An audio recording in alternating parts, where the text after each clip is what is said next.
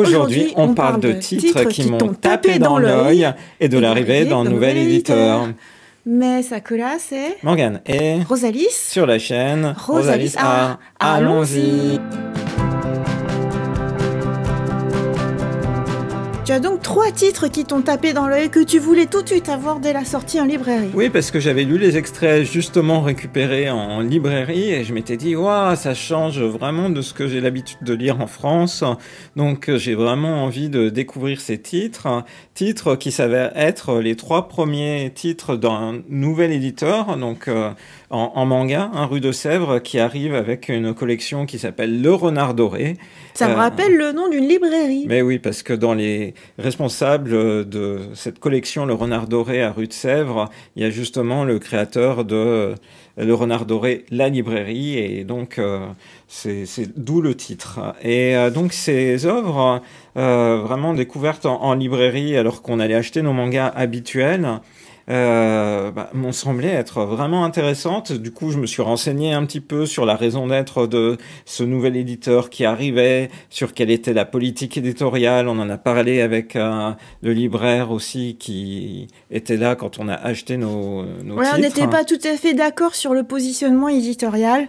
Et perso, ça m'a pas nécessairement plu. Mais j'ai lu les titres parce que Morgane était tellement enthousiaste que voilà, il faut bien qu'on se fasse un avis. Donc, vous saurez que tous ces titres ont le tampon approuvé par Morgane. Ah ouais, j'ai tout de suite, je me suis dit, oh, c'était génial, j'ai lu ça pendant les vacances d'avril, ça m'a fait du bien. Pas nécessairement le mien, mais je vous dirai pourquoi. Il faut toujours justifier. Et découvrons tout de suite. Alors, quel est le premier titre? On va commencer par un titre one-shot, parce que finalement, on parle souvent de séries, mais pas tant de one-shot. Et puis, en fait, j'ai tendance à éviter les one-shots. Je trouve souvent que dans des titres manga, c'est des choses où j'ai pas assez de contenu, ça m'apporte pas assez. Je trouve que c'est souvent des histoires courte, c'est pensé pour un truc. Je suis pas fan de ce format-là. Mais il se trouve qu'en fait, en débutant ce voyage-là, le voyage d'Ourselune, je me suis dit, j'ai lu les 30 premières pages dans un extrait gratuit, j'ai eu l'impression que c'était une histoire qui allait aller bien d'un endroit à un autre. Donc on est avec Ourselune, on va suivre le parcours de cette ours-lune qui s'appelle comme ça parce que justement a une fourrure blanche au niveau du cou et de la corneille, de la petite corneille qui a élu domicile sur son dos au tout début en fait de ce tome. Donc, on les suit d'abord dans une relation amicale. L'ours ne connaît personne, ne connaît aucun de ses semblables, et en fait, au début, ils parcourent en fait tous les deux la montagne. Et puis, progressivement, en fait, ils parlent l'un avec l'autre, et puis la corneille va lui suggérer de partir à l'aventure, de partir peut-être vers une destination où il retrouverait l'ours ses semblables. Donc on est face à justement une découverte, un récit initiatique en fait pour cet ours qui se lie d'amitié avec cette corneille, et un dessin que j'ai trouvé totalement charmant. En fait, je trouve que l'ours est trop mignon. Voilà, je suis comme ça. Et puis la corneille aussi très expressive avec, vous le voyez, en fait, les yeux de la corneille ne sont pas particulièrement dessinés, mais tout est suggéré par les expressions. Et un usage des trames tout à fait, en l'occurrence, plutôt modeste ici, volontairement pour jouer sur les couleurs entre le décor, l'ours et puis la corneille. Et on les suit comme ça en travers 4 chapitres qui sont introduits. Il y a un prologue initial, rencontre, voyage, le souhait de la corneille, ensemble pour toujours. Donc, est-ce que Ourselune retrouvera les siens? Comment va se développer cette relation d'amitié un peu étonnante entre un oiseau et une ours? C'est tout l'enjeu du voyage d'Ourselune. C'est un titre qui t'a tellement enthousiasmé que c'est celui que tu as voulu garder. J'ai même pas pu commencer dans les 3 livres. J'ai même pas pu commencer par celui-là parce que tu l'as lu sur plusieurs jours, voilà. Donc, il t'a énormément plu, plus que les autres. C'est ton gros coup de cœur, celui-là? Avec le prochain. Le prochain est aussi un gros coup de cœur.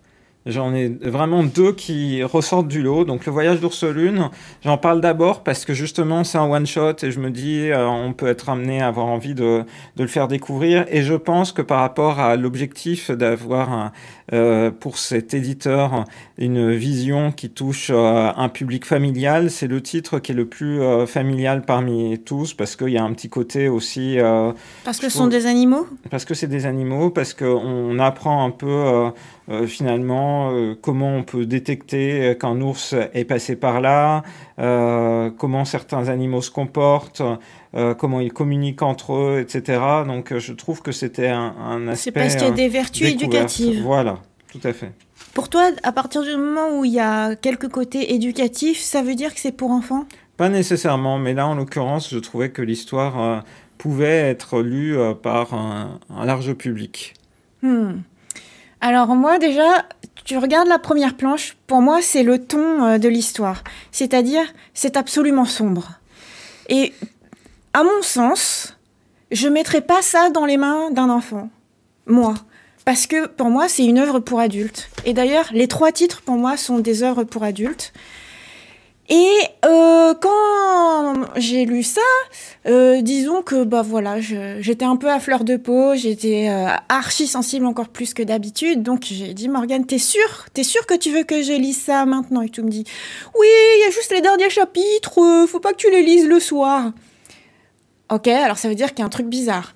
J'arrive vers un petit peu la dernière partie, je fais Morgane, t'es sûre que je peux finir, hein? J'ai fini en larmes.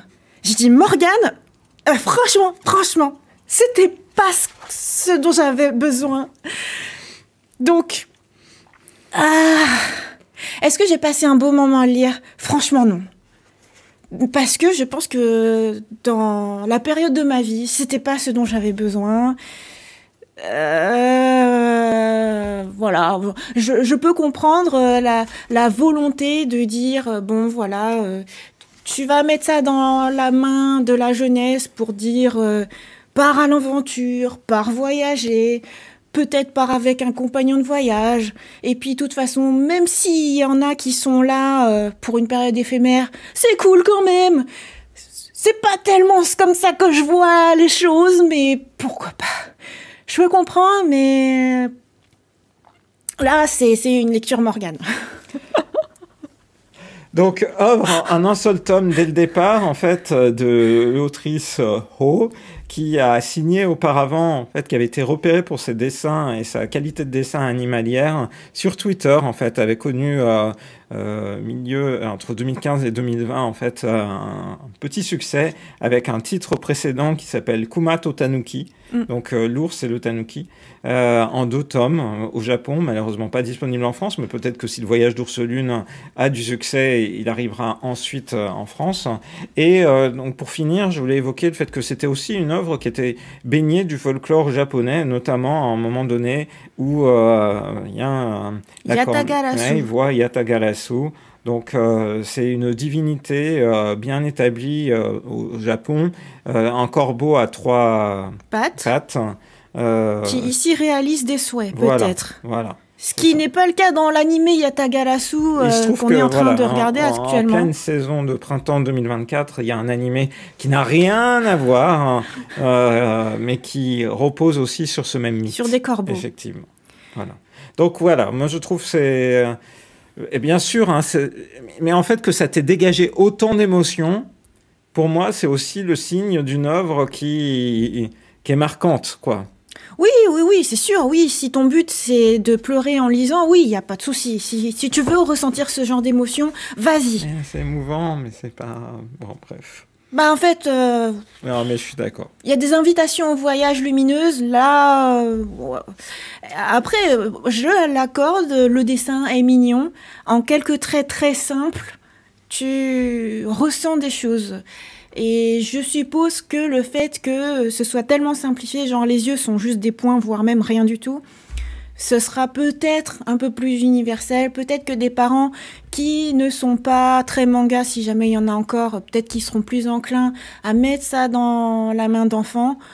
Quoique, je vois pas pourquoi tu te dirigerais vers le rayon manga si t'as pas envie de faire lire du manga à tes enfants. Voilà, mais pour moi, clairement, c'est pas un enfant qui va aller vers le livre, c'est des parents qui vont vouloir mettre ça dans la main d'enfant. Mais voilà. Bon, Et bah du voilà, coup, t'as mis ça dans mes mains, Morgane. Et j'ai pas eu envie d'apporter mon approbation. Ouais. Mais donc, il y a 3 titres. on passe au deuxième qui est aussi un gros coup de cœur. À couverture japonaise. Voilà. Et ah oui, j'ai oublié de montrer Kumato Tanuki.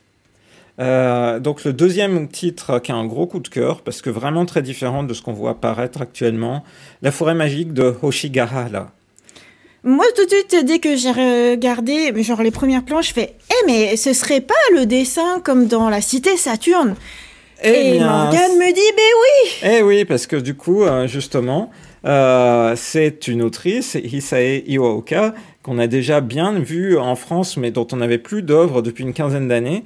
Donc, qu'on avait vu sur des one-shots, Hanaboro, Yume no Soko, aussi, et puis La Cité Saturne, qui était une série complète en 7 tomes, et cette autrice était aussi venue en France à Angoulême en 2013. Mais donc, voilà, c'est pas une inconnue quand même. Loin de là.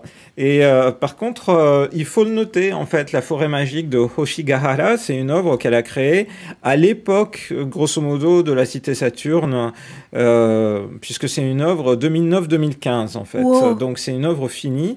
Elle a par ailleurs le succès avec d'autres séries actuellement, en fait, qui sont publiées au Japon, notamment dans Cookie, avec Koshoku Roboto, qui est en cours de parution. Mais donc aujourd'hui, on va s'intéresser à La forêt magique de Hoshigahara, qui est typiquement une œuvre qui vous invite dans l'univers des esprits et des forêts japonaises qui peuvent receler tout type d'incarnation, en fait, des objets ou des êtres vivants autour desquels on vit. Objet, ça peut être un caillou et l'esprit du caillou qui se manifeste et se matérialise, ou animaux, ou d'un coup, en fait, un coq, puisque c'est le point de départ en fait du premier chapitre, va se retrouver un coq tout à fait normal dans cette forêt et à partir de là se transformer en être pensant et réagissant. Il est accueilli dans une maison qui est au plein milieu de la forêt par entre autres deux messieurs qui sont en fait les incarnations des 2 portes de la maison. Les esprits des portes. Les 2 esprits des portes de la maison. Et donc, voilà, il y a beaucoup de choses de ce même type.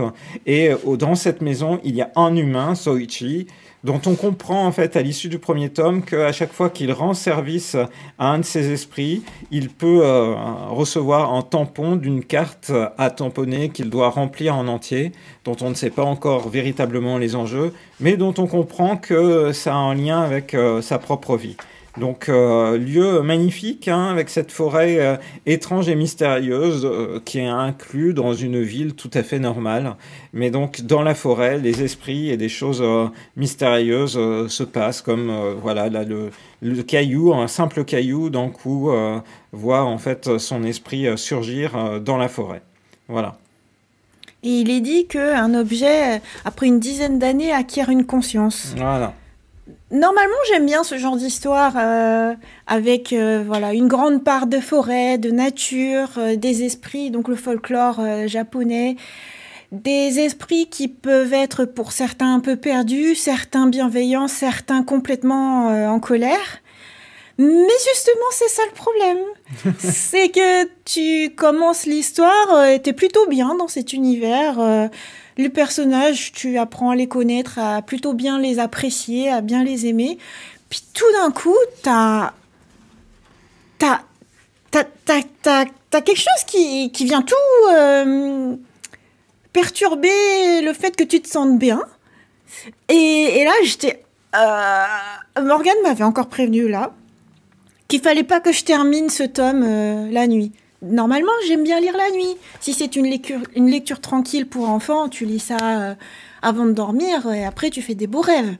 Mais tu as donné un indice. Par exemple, tu as dit que la mangaka continuait son activité, notamment dans Cookie. Cookie, c'est pas un magazine de prépublication de manga pour enfants. Mais, loin de là. Oui, mais là aussi, c'est pareil. C'était pas dans un magazine de prépublication pour enfants. Donc on est encore là. Là.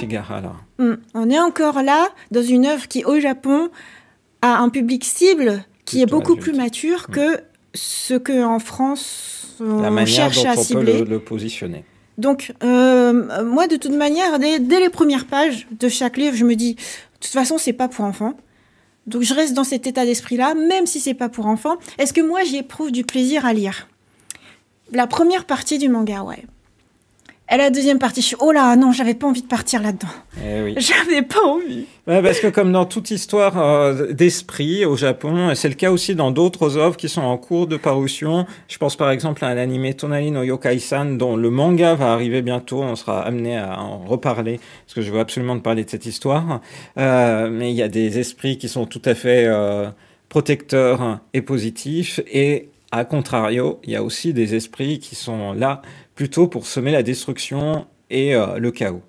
Et en fait, c'est ça qu'on voit apparaître au final dans le deuxième tiers de ce tome, c'est qu'il y a là un esprit de noirceur, on va pas rentrer dans le détail, mais qui commence à apparaître et à causer bien des dégâts dans la forêt. Quand on regarde finalement le contexte, le cadre, le fait pourquoi avoir cette représentation d'esprit, ce qu'il peut représenter aussi, en fait c'est tout à fait cohérent avec la vie réelle et les difficultés naturelles qui peuvent survenir, notamment dans un pays comme le Japon. Avec des catastrophes naturelles. Beaucoup de tempêtes, de séismes et tout ça. Par contre, du coup, effectivement, on passe d'un titre où les premiers chapitres sont plutôt tranquilles, avec, on va dire, une découverte d'esprit plutôt bienveillant et ou perdu, mais qui retrouvent leur esprit. Avec, ouais, parce que le petit caillou, je l'ai trouvé mignon comme tout. Sûr, et sûr. Il y a la grenouille, il y a plein de choses comme ça. Ouais, moi je me disais, oh tiens, ça fait un monde tout doux, un peu comme un Ghibli que tu dégusterais en page. Et puis tout d'un coup, boum! Bah, disons que tu passes de Tonari no Totoro, de Totoro à Dankou Mononoke. En fait, si tu t'y attends pas, c'est un peu difficile.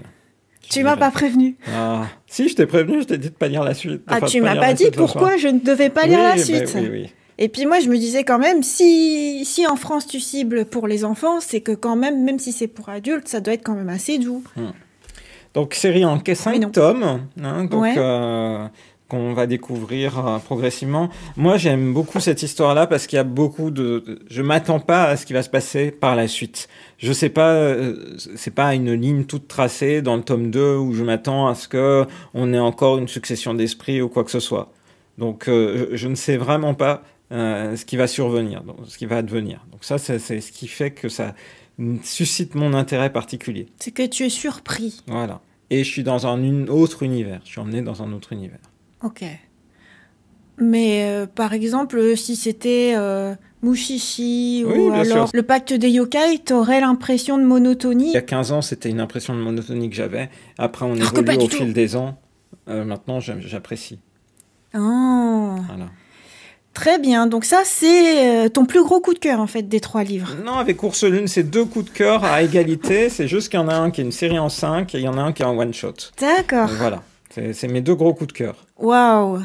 Super. Et t'as même eu un marque-page. En fait, voilà, quand on achetait ces livres en librairie, qu'est-ce qu'on a eu? On a eu des petits bonus. C'est l'avantage de les acheter dans une librairie indépendante. C'est que, partenaire, on a eu, du coup, effectivement, le petit marque-page de la forêt magique de Hoshigahara. Et on n'avait pas mentionné, mais on a aussi eu un pins sur le voyage d'Ursulune. On avait le choix entre la corneille et l'ours, et tu as choisi... L'ours, même si, bon, je trouvais ça un peu glauque qu'il n'y ait que sa tête. T'aimerais avoir le corps entier de l'ours et pas juste sa tête. Ça fait un peu comme, tu sais, les animaux empaillés. Oh, Rosalie. Rosalie. Bon, c'est un drôle de choix, pourquoi pas. Allez, on continue avec le 3e titre, qui est aussi un titre qui m'a plu, mais dans un autre contexte, qui est un peu un titre doux amer, en fait. Ma mamie adorée. Très bien. Donc, Ma mamie adorée, c'est un titre en 3 tomes, terminé de publier au Japon, qui raconte le quotidien entre une petite fille, Kohome, et puis sa mamie, Ume, dans les années 70. Kohome. Donc, Kohome. C'est une... oui, t'as raison, je me corrigerai. C'est une lecture tout en couleurs. faut le mentionner, hein. Donc là, le titre est tout en couleur, alternant en fait des phases, vous l'aurez compris, comme je l'ai montré ici, de manga classique avec des cases et avec une narration. Avec une narration, avec quelque chose de plus structuré sous forme de 4 cases qui sont associées avec un dessin et un texte à côté. Ok, donc justement cet aspect-là, je trouve que c'est ce qui se lit tout à fait bien sur le web. Par exemple, sur Instagram, notamment, tu vois ce qui se faisait avant en BD blog avec Pénélope Bagieux, avec juste quelques dessins et puis un tout petit peu de texte. Eh ben, je trouve ça se lirait bien dans ce contexte-là. Genre, t'as juste une petite note, tu le lis sur ton smartphone, dans les transports ou en salle d'attente, hop, ça t'apporte un petit sourire, c'est tout. Et par exemple, Margot Motin, elle continue de faire ça. Tu swipes un peu sur Instagram et paf, tu tombes sur ça. Et il se trouve que c'est tout à fait le contexte de publication, oui, de repérage en tout cas de cette œuvre. L'autrice raconte en fait qu'elle travaillait énormément. En fait, sa propre grand-mère est décédée. Elle a eu une prise de conscience sur l'importance des moments familiaux. Et ensuite, elle a décidé de devenir autrice indépendante et entre autres de partager ces éléments sur les réseaux sociaux. Donc c'est effectivement typiquement quelque chose qui se prête à un partage sur les réseaux sociaux.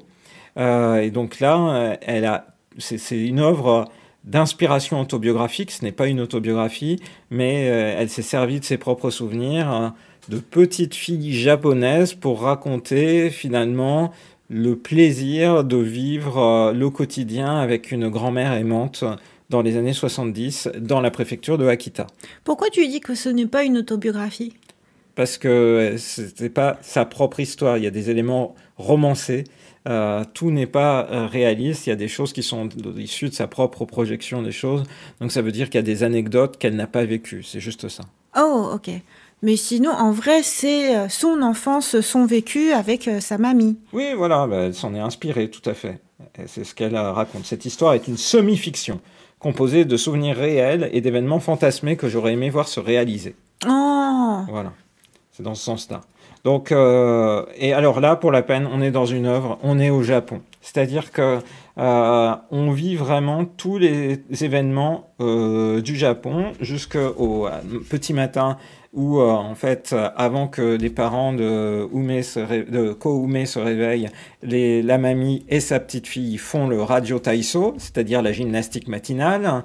Ensuite, gymnastique qu'on fait maintenant. Oui, c'est vrai. C'était dans mes bonnes résolutions. C'est ce qu'on trouve dans Animal Crossing aussi.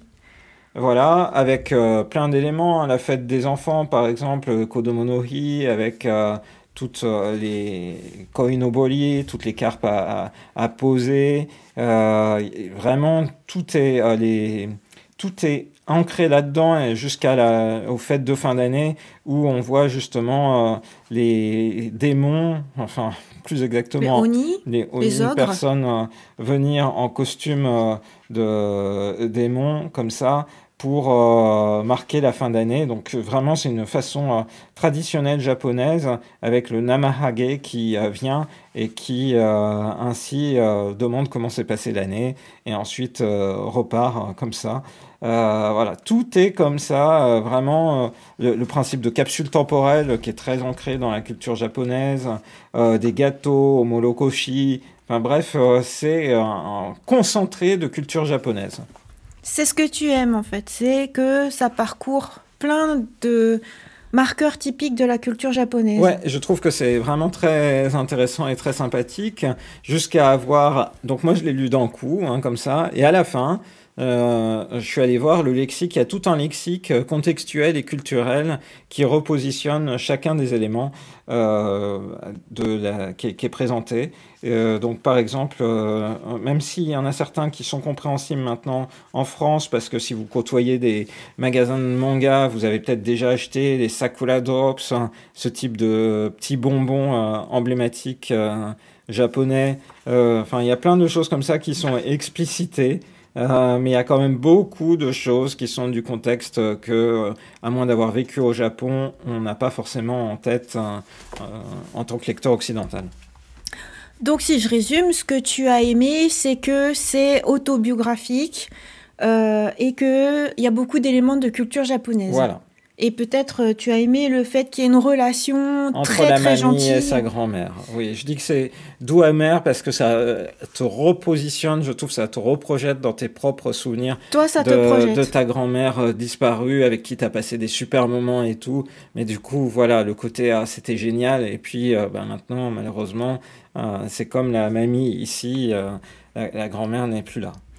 Et c'est intéressant parce que ça montre quel est le vrai public cible. Le public, c'est toi, en fait. C'est une personne qui a un certain âge et à peu près la même époque que la mangaka, qui a une grand-mère qui n'est plus là, qui partageait des bons moments avec, et puis qui a une connaissance de la culture japonaise. Voilà. Donc pour moi, Tout à fait. c'est pas à destination d'enfants, parce que c'est complètement anachronique. Les enfants d'aujourd'hui, ils vivent pas ça, et puis ils vivent pas au Japon.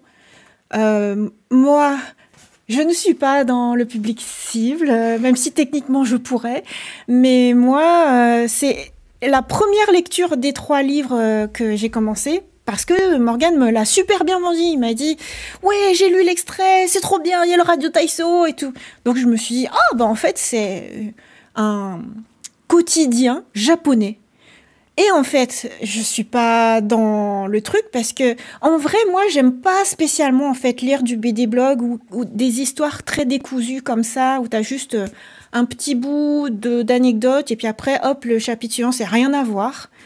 C'est pas trop mon style de lecture. En fait, c'est du comic essai, mais encore... Tout à fait. En plus, ça a été publié dans la collection Comic Essai au Japon. Hein.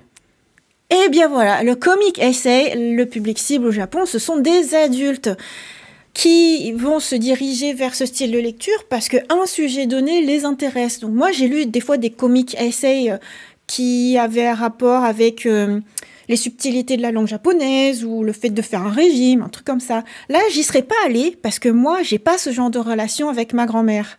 Donc, je lis ça, je me dis, ouais, ça va, c'est gentil et tout, mais moi, ça m'évoque pas des choses... Ça me met pas tellement en empathie avec ces personnages, ce qui est assez rare. Et en vrai, j'ai essayé de tout lire, je suis pas allée jusqu'au bout. Parce qu'en vrai, c'est ennuyant à lire quand justement t'es pas attaché au perso et puis que bah tu parcours des trucs qui n'ont rien à... C'est décousu en vrai. Donc je pense que en vrai, je me suis abonnée au compte Instagram de la mangaka parce que je pense que au quotidien, si tu lis juste et que tu swipes quelques petites histoires qui arrivent dans ton flux une fois de temps en temps, je pense que c'est sympa. Mais à lire tout un tome d'un coup, ouf, bof. Oui, ça je comprends. Par contre, à lire tout d'un coup, c'est un peu... ça peut être un tout petit peu indigeste. Quoique, toi, t'as tout lu d'un coup. Oui, c'est vrai. Sans problème. Donc, juste pour montrer ce que tu évoques, au Japon, il y a ces collections-là, Comic Essay, il y a des rayons dédiés au Japon. Là, j'ai pris un tome parmi d'autres dans notre bibliothèque. Ici, c'est les Une récits Suédoise au d'une Japon. Suédoise, voilà, Osa Ekström, qui raconte un peu son quotidien. Mais il y a plein de choses. Il y en a sur les animaux, il y aura des comic essais sur ta vie dans un pays étranger, etc. Mais c'est sur la nourriture, sur plein de choses. vraiment tout. Voilà. C'est destiné à un public adulte, dans ce cas-là, dans les bibliothèques, dans les éléments japonais. Mais c'est comme les BD blogs, en vrai. Maintenant, je pense que ça, c'est plus nommé comme ça, roman graphique, oui. je sais pas. Oui. Mais ouais, c'est du coup des petits carnets de notes un peu de quelqu'un qui aime bien dessiner son quotidien et puis qui va le raconter. Voilà. En gros, c'est ça. Sauf que là, bah, c'est les souvenirs d'enfance avec sa mamie. Bah là, du coup, on peut imaginer que l'intention éditoriale est de se dire que la mamie ou quelqu'un de la famille va offrir ça à un ou une jeune enfant pour... tu veux dire en France ? Oui, en France. Oui, en France. Oui. En France. Ce qui est bien illustré, à mon avis, aussi par le petit produit dérivé qui est offert par ton libraire quand tu l'achètes, c'est-à-dire c'est des stickers. Et ça, c'est clair que c'est plutôt un produit dérivé qui vise un jeune public. Oh non, pas forcément. Tu Moi, crois je pas? me dis, ça peut être aussi pour adultes parce que tu tiens Ah un oui, t'as diary raison, t'as et raison. tu vas le mettre Ok, sur ton journal intime, ok, par exemple. oui, C'est oui, mignon. oui. Moi, je vois bien des jeunes femmes Oui, de oui, mon âge coller ça sur son journal oui, intime. oui, Enfin bon, je pense oui. que c'est pour tout le monde, Ok, ça. très bien. Bon, bah, en tout cas, moi, j'ai apprécié cette découverte. Ouais. Par contre, c'est vrai que parmi les 3 titres, enfin, du coup, il y en a un qui était en one-shot, hein, qui était donc Le Voyage d'Ourselune, qui est terminé. Je continuerai La Forêt Magique de Hoshigahara. Et ma mamie adorée, j'ai bien aimé. Tu vas peut-être pas continuer Mais la je vais peut-être série? pas continuer la série. Mais je suis content de l'avoir dans ma bibliothèque et de l'avoir acheté, par contre. Waouh! Hmm. Oh bah c'est rare que tu annonces que tu continues pas nécessairement la série. Mais par rapport à ce que tu dis, en fait, je pense que ça se lit bien dans un format un peu plus quotidien, en fait. Hmm. Et puis aussi, je suis devenu de plus en plus sélectif dans mes lectures. Donc, Non! bah si, mais si, mais si, mais si, mais si. Mais du coup, c'est vraiment rafraîchissant, en fait, de découvrir comme ça de nouveaux types de publications. Je pense qu'en fait, j'aurais bien aimé que ça soit directement affiché comme comic essai, comme ce type d'œuvre qui vise un public adulte. Et en fait, c'est un genre qui nous manque en France. Oui, tout à fait. C'est bien que ça vienne en France. C'est-à-dire tous les éditeurs prennent. Il y en a déjà un des publiés, les japonais, le japonais que les japonais ne savent pas parler, ou alors l'œuvre là de la suédoise Sackström que j'évoquais auparavant. Une C'est de ses pareil, il y œuvres. a une de ces œuvres qui est arrivée chez Kana, mais c'est tout le temps un peu dissimulé. On n'a rien qui constitue en fait ce genre-là pour l'instant en librairie. Ça va être perdu en fait à chaque fois dans plein de types différents. Pourtant, en BD française, ça existe. Enfin, franco-belge, Oui, française. oui, oui. Donc, Mais je pense que c'est immatriculé roman graphique. Et du coup, là, tu sais que c'est pour adultes. Et peut-être pour manga, c'est peut-être plus dur à expliquer en librairie. Ou, ouais, je sais pas. bon voilà, donc voilà, ça aurait été encore mieux, mais peut-être qu'un positionnement éditorial sur une cible jeunesse ça marchera mieux. On sait Ou pas, alors, on c'est verra. parce qu'ils se disent que t'auras plus de monde si tu te dis que c'est des parents qui vont acheter pour les enfants, mais en vrai, les parents ne lisent pas. Tu crois que les adultes en France ne lisent pas? Ou ils lisent des romans graphiques, mais ils liraient pas l'équivalent japonais du comic essai. Peut-être, je sais pas. À voir. Bah nous, on est là, nous on lit. Nous, on est là. Ouais. Ouais. Bon, en tout cas, voilà. C'était vraiment, ça changeait de tout ce qu'on a présenté Oui. jusqu'à maintenant. On espère que ça vous a permis de découvrir lisez Ursulune, lisez La Forêt de Hoshigahara. Et puis, on vous donne rendez-vous à très bientôt dans une prochaine vidéo sur la chaîne de Rosalis. Bye Bye bye. bye.